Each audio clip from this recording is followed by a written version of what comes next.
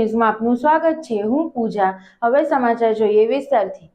સમગ્ર ભારતભરમાં ગણેશ ઉત્સવની તૈયારીઓ ધમાકેદાર થઈ રહી છે, ત્યારે આજ રોજ વેલેન્જા ગામ ખાતે રણછોડરા યુવક મંડળ દ્વારા શ્રી ગણેશજીની પ્રતિમાનું ભવ્ય રીતે આગમન કરી ગણેશ ઉત્સવની શરૂઆત કરવામાં આવી હતી।